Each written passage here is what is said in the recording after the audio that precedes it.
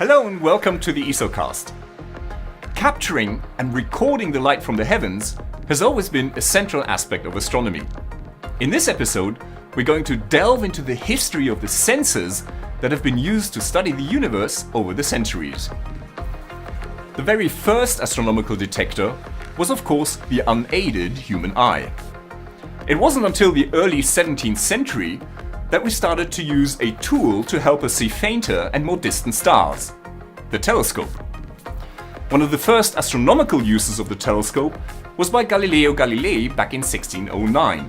Amongst many other things, he discovered the 4 largest moons of Jupiter, which forever changed our view of our place in the universe. But in order to record what they saw through the telescope, Galileo and the astronomers that came after him had to make do with pen and paper. They had to draw what they saw. Around 230 years later, in the middle of the 19th century, this dependence on the human eye finally ended. Instead, astronomers started using photographic plates to detect the light from celestial objects. Now, these had several advantages. To begin with, photographic plates can be exposed for hours on end, allowing astronomers to detect much fainter objects than was possible by eye. And, for the first time, astronomers had a faithful image of the night sky instead of just a sketch. But, although a huge improvement over the eye, photographic plates were far from perfect, and so the quest for greater sensitivity continued. As technology progressed, eventually electronics entered the picture. Photomultiplier vacuum tubes became available in the 1930s.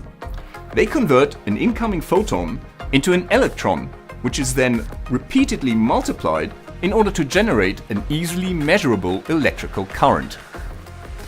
Now, photomultipliers had a sensitivity that was about 10 times greater than that of photographic plates, but they were cumbersome to use, being essentially just a single pixel camera. However, everything changed with the advent of digital imaging in the 1970s. Charged coupled devices, or CCDs, are extremely light-sensitive semiconductors. They consist of a thin layer of silicon divided into millions of tiny squares, each representing a picture element or pixel. Scientists and engineers at ESO have helped to push the boundaries of CCD sensitivity and size. Now, initially, CCDs were really small. Over time, they became larger, like this one, and today they can be as large as 9,000 by 9,000 pixels. That's 81 megapixels in total. And these huge CCDs can even be mosaiced together to produce cameras with more than 1 billion pixels. This is not the end of the road, of course. As the technology continues to develop, we can look forward to future detectors that will be even better at catching the faint drizzle of light from the cosmos. This is Dr. J, signing off for the ESOcast. Join us again next time for another cosmic adventure.